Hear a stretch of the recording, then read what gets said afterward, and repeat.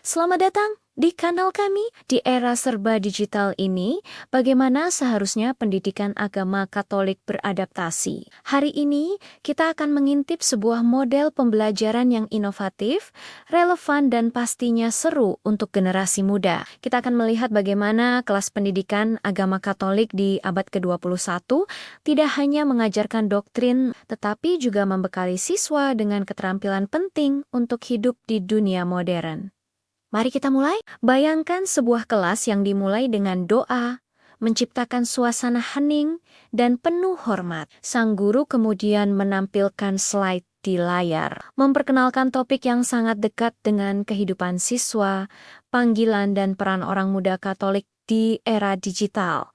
Tapi ini bukan kelas biasa. Di layar, terpampang jelas tujuan pembelajaran yang modern, melatih berpikir kritis, kreativitas, kolaborasi, dan komunikasi. Keempat pilar ini, yang dikenal sebagai 4C, menjadi fondasi dari seluruh sesi pembelajaran hari ini. Ini adalah sinyal jelas bahwa kelas ini bukan hanya tentang menghafal, tetapi tentang mengalami, memahami, dan bertindak. Suasana antusias mulai terasa saat siswa menyadari bahwa mereka akan diajak untuk terlibat aktif, bukan sekadar menjadi pendengar pasif. Setelah pembukaan yang membangkitkan semangat, guru langsung membawa siswa masuk ke inti permasalahan. Sebuah studi kasus ditampilkan, mengangkat sebuah dilema moral yang sering ditemui di media sosial. Mungkin tentang penyebaran berita bohong cyberbullying, atau godaan materialisme yang ditampilkan begitu glamor. Suasana kelas menjadi lebih serius. Guru tidak memberikan jawaban langsung, melainkan melontarkan pertanyaan pemicu. Apa kata gereja tentang situasi ini? Bagaimana seharusnya kita sebagai orang muda Katolik bersikap? Disinilah teknologi mulai berperan. Setiap siswa membuka gawai mereka, entah itu tablet atau laptop. Mereka tidak sedang bermain game atau membuka media sosial, melainkan melakukan riset. Mereka diajak untuk menjadi detektif digital, mencari dokumen-dokumen gereja, artikel dari situs berita Katolik terpercaya, atau kutipan dari para kudus yang relevan dengan kasus tersebut. Guru mengingatkan pentingnya memilah sumber informasi, membedakan mana yang kredibel dan mana yang tidak. Ini adalah latihan berpikir kritis dalam praktiknya. Siswa tidak lagi hanya menerima informasi dari satu sumber, tetapi belajar untuk mencari, menganalisis, dan mengevaluasi informasi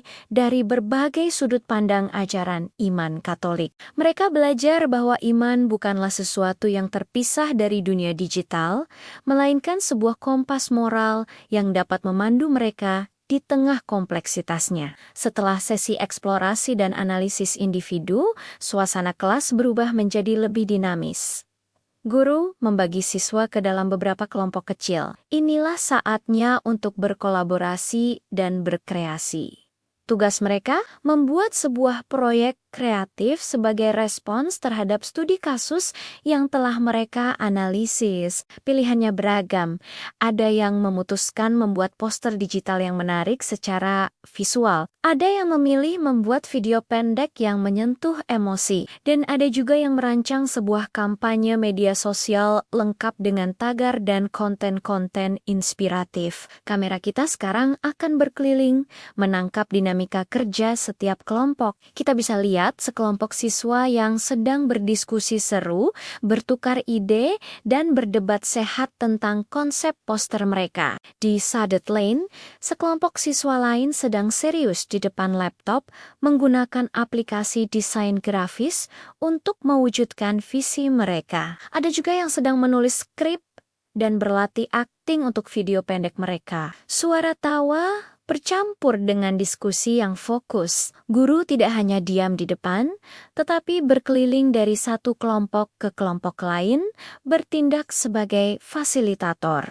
Beliau tidak mendikte, melainkan bertanya, memberikan masukan, dan membantu jika ada kesulitan teknis. Ini adalah wujud nyata dari kolaborasi, di mana setiap anggota kelompok memberikan kontribusi sesuai bakat dan kemampuannya, dan guru menjadi pendamping dalam proses kreatif mereka. Teknologi di sini bukan lagi sekadar alat mencari informasi, tetapi menjadi kanvas untuk mereka berekspresi. Waktu untuk berkreasi telah usai. Sekarang adalah momen yang ditunggu-tunggu, saatnya untuk berbagi dan berkomunikasi. Satu per satu, perwakilan kelompok maju ke depan kelas. Dengan percaya diri, mereka mempresentasikan hasil karya mereka. Kelompok pertama menampilkan poster digital mereka, menjelaskan simbolisme warna dan gambar yang mereka pilih